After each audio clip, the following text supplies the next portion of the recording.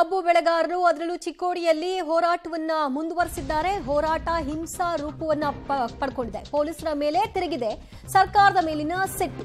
ಸಹಜವಾಗಿ ಅದೇ ಆಗೋದು. ರೈತರ ಜೊತೆಗಿನ ಸಿಎಂ ಸಭೆಗೂ ಮುನ್ನವೇ ಪ್ರತಿಭಟನೆ ವಿಕೋಪಕ್ಕೆ ಹೋಗಿದೆ. ಪೊಲೀಸ್ ವಾಹನಗಳ ಮೇಲೆ ಕಲ್ಲು ತೂರಾಟವನ್ನ ನಡೆಸಿದ್ದಾರೆ ರೈತರು. ಪುಣೆ ಬೆಂಗಳೂರು ಹೆದ್ದಾರಿಯಲ್ಲಿ ಹಿಂಸಾ ರೂಪವನ್ನ ಪಡ್ಕೊಂಡಿದೆ ಹೋರಾಟ. ಹುಕ್ಕೇರಿಯ ಹತ್ತರಗಿ ಟೋಲ್ ಬಳಿ ಉದ್ವಿಗ್ನ ಪರಿಸ್ಥಿತಿ ಅಲ್ಲಿ ನಿರ್ಮಾಣಗೊಂಡಿದೆ. ಅದನ್ನ ನೀವು ಗಮನಿಸ್ತಾ ಇದ್ರಿ. ರೈತರು ಸಿಕ್ಕ ವಾಹನಗಳ ಗಾಜುಗಳನ್ನ ಪುಡಿ ಮಾಡಿದ್ದಾರೆ, ವಾಹನಗಳನ್ನ ಜಖಂಗೊಳಿಸಿದ್ದಾರೆ ಮತ್ತು ಅಲ್ಲಿರ್ತಕ್ಕಂತಹ ಪ್ರತಿಯೊಂದು ಪೊಲೀಸ್ ವಾಹನಗಳ ಮೇಲೂ ಕಲ್ಲು ತೂರಾಟ ಆಗಿದೆ.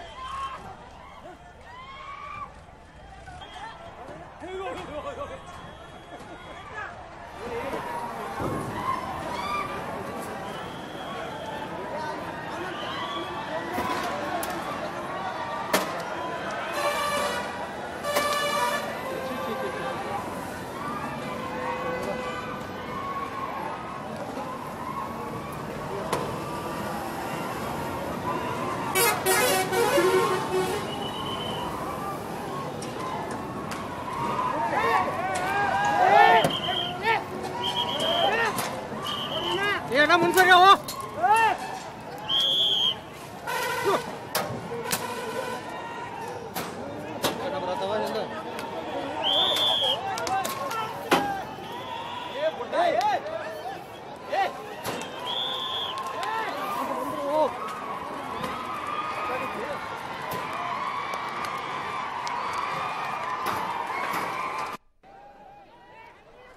ಪೊಲೀಸರೇ ಒಂದು ಕ್ಷಣ ಭಯಭೀತರಾಗಿರುವಂತಹ ಚಿತ್ರಣ ನೋಡ್ತಾ ಇದ್ರಿ. ಕಲ್ಲು ತೂರಾಟವನ್ನ ಆರಂಭ ಮಾಡ್ತಿದ್ದ ಹಾಗೆ ಪೊಲೀಸರು ಕೂಡ ಅಲ್ಲಿಂದ ಓಡ್ ಹೋಗಿದ್ದಾರೆ. ಇದನ್ನ ಅವರು ಬಹುಶಃ ನಿರೀಕ್ಷೆ ಮಾಡಿರಲಿಲ್ಲ ಅಂತ ಕಾಣಿಸ್ತಾ ಇದೆ. ಈ ಪರಿಸ್ಥಿತಿಗೆ ಹೋಗಬಹುದು ಅಂತ.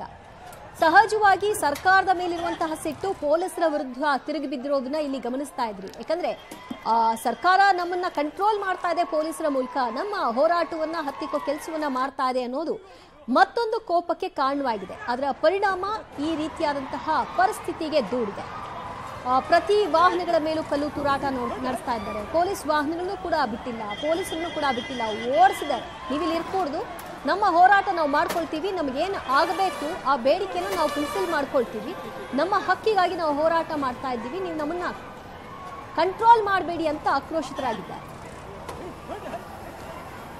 ಸ್ಪಾಟ್ನಿಂದ ಹೆಚ್ಚಿನ ಡೀಟೇಲ್ಸ್ ಕೊಡ್ತಾರೆ ನಮ್ಮ ಪ್ರತಿನಿಧಿ ಚೇತನ್. ಸದ್ಯದ ಪರಿಸ್ಥಿತಿ ಹೇಗೆ ಕಾಣಿಸ್ತಾ ಇದೆ ಅಲ್ಲಿಗ? ದಿವ್ಯ ಜೊತೆ ಪರಿಸ್ಥಿತಿ ಸಂಪೂರ್ಣವಾಗಿ ಪ್ರಕ್ಷುಬ್ಧ ವಾತಾವರಣ ನಿರ್ಮಾಣವಾಗಿರುವಂಥದ್ದು ದೃಶ್ಯದಲ್ಲಿ ನೋಡ್ಬೋದು. ಕಲ್ಲುಗಳನ್ನು ತೂರಾಟ ಮಾಡಿರುವಂಥ ದೃಶ್ಯಗಳನ್ನ ತೋರಿಸ್ತಾ ಇದ್ದೀನಿ. ಪ್ರಮುಖವಾಗಿ ಏನು ಸ್ಥಳದಿಂದ ಪೊಲೀಸರು ಇಲ್ಲಿಂದ ಕಾಲ್ಕಿತ್ತಿದ್ರು. ಈಗ ರೈತ ಮುಖಂಡ ಏನು ಚಿನ್ನಪ್ಪ ಪೂಜಾ ಇದ್ದಾರೆ, ಅವರು ಈಗ ಸ್ಥಳಕ್ಕೆ ಆಗಮಿಸಿರುವಂಥದ್ದು. ಹೀಗಾಗಿ ರೈತರೆಲ್ಲ ಹೆದ್ದಾರಿ ಬಿಟ್ಟು ಏನು ಪಕ್ಕದಲ್ಲಿ ಆಗಮಿಸಿರುವಂಥ ಚಿನ್ನಪ್ಪ ಪೂಜಾರಿ ಅವರನ್ನ ಭೇಟಿ ಆಗಲಿ ತಳಿರುವಂಥದ್ದು. ನಿಮಗೆ ಇನ್ನೊಂದು ಬದಿಯಲ್ಲಿ ದೃಶ್ಯವನ್ನು ತೋರಿಸ್ತೀನಿ. ಎಡಬದಿಯಲ್ಲಿ ವಾಹನಗಳ ಗಾಜುಗಳು ಸಂಪೂರ್ಣವಾಗಿ ಚೂರು ಆಗಿರುವಂಥದ್ದು ನೋಡ್ಬೋದು. ದೃಶ್ಯದಲ್ಲಿ ವಾಹನ ಏನು ಲಾರಿಗಳಿದ್ವು, ಲಾರಿಗಳ ವಾಹನಗಳ ಮೇಲೂ ಕೂಡ ಸಂಪೂರ್ಣವಾಗಿ ಕಲ್ಲು ತೂರಾಟವಾಗಿರುವಂಥದ್ದು ಏನು ಹೆದ್ದಾರಿ ಮೇಲೆ ನೋಡ್ಬೋದು. ಯಾವ ರೀತಿಯಾಗಿ ಒಂದು ರೀತಿಯಾದಂಥ ಕಲ್ಲು ತೂರಾಟವನ್ನ ಏನು ರೈತರು ಮಾಡಿದ್ದಾರೆ. ಒಂದು ಕಡೆ ಸರ್ಕಾರ ಸಭೆ ಮಾಡುತ್ತಾ ಇದೆ, ಆದರೆ ಮತ್ತೊಂದು ಕಡೆ ಏನು ರೈತರ ಆಕ್ರೋಶದ ಕಟ್ಟೆ ಸಂಪೂರ್ಣವಾಗಿ ಒಡೆದು ಹೋಗಿರುವಂಥದ್ದು ಏನು ಈ ಬದಿಯಲ್ಲಿ ನೋಡಬಹುದು. ಇನ್ನೂ ಕೂಡ ರೈತರು ಜಮಾವಣೆ ಆಗ್ತಾ ಇರುವಂಥದ್ದು. ಏನು ಹೆಚ್ಚಿನ ಸಂಖ್ಯೆಯಲ್ಲಿ ರೈತರು ಜಮಾವಣೆ ಆಗ್ತಾ ಇದ್ದಾರೆ. ರೈತ ಮುಖಂಡ ಚುನ್ನಪ್ಪ ಪೂಜಾರಿ ಏನಿದ್ದಾರೆ ಅವರು ಸ್ಥಳಕ್ಕೆ ಆಗಮಿಸಿದ್ದಾರೆ. ಹೀಗಾಗಿ ಒಂದು ರೀತಿಯಾದಂಥ ಪ್ರಕ್ಷುಬ್ಧ ವಾತಾವರಣ ಈ ಸ್ಥಳದಲ್ಲಿ ನಿರ್ಮಾಣವಾಗಿದೆ. ಇನ್ನೊಂದು ಪ್ರಮುಖ ದೃಶ್ಯವನ್ನು ನಿಮಗೆ ತೋರಿಸುವಂತ ಪ್ರಯತ್ನ ಮಾಡ್ತೀನಿ ದಿವ್ಯ ಜ್ಯೋತಿ. ದೂರದಲ್ಲಿ ಏನು ಪೊಲೀಸರಿದ್ದಾರೆ, ಪೊಲೀಸರು ಇದುವರೆಗೂ ಕೂಡ ಯಾವುದೇ ಲಾಠಿಯನ್ನ ಬಳಸದಂತೆ ಪೊಲೀಸರಿಗೆ ಸೂಚನೆಯನ್ನ ಸರ್ಕಾರವೇ ನೀಡಿತ್ತು.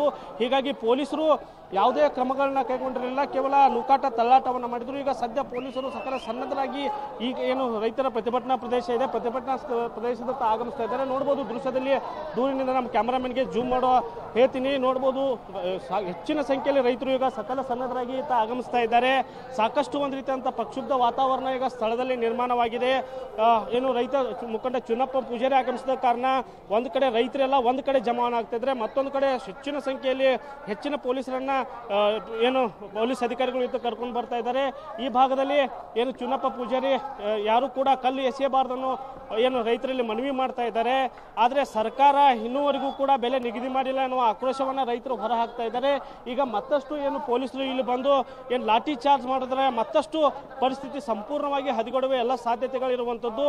ಒಂದು ರೀತಿಯಾದಂಥ ಕಲ್ಲು ತೂರಾಟ ಎಷ್ಟರ ಮಟ್ಟಿಗೆ ಇತ್ತಂದ್ರೆ ಸಿಕ್ಕವರ ಮೇಲೆ ಕಲ್ಲು ಎಸೆದಿರುವಂಥದ್ದು. ಹೀಗಾಗಿ ಏನು ಈಗ ಪೊಲೀಸರ ಇಲ್ಲಿ ಬಂದ ನಂತರ ಯಾವ ರೀತಿಯಾಗಿ ಪರಿಸ್ಥಿತಿ ಇರುತ್ತೆ ಅನ್ನೋದನ್ನ ಕೆಲವೇ ಕ್ಷಣಗಳಲ್ಲಿ ತಿಳಿದು ಬರಲಿದೆ. ದಿವ್ಜ್ಯೋತಿ, ಅಂದ್ರೆ ಪೊಲೀಸರು ತಮ್ಮ ಬಲ ಪ್ರಯೋಗ ಮಾಡಿದಿದ್ರೆ ಕೋಪ ಇನ್ನಷ್ಟು ವ್ಯಾಪಕವಾಗಿ ಅದರ ತೀವ್ರತೆ ಇನ್ನೂ ಜಾಸ್ತಿ ಆಗ್ತಿತ್ತು ಅಂತ ಕಾಣಿಸುತ್ತೆ.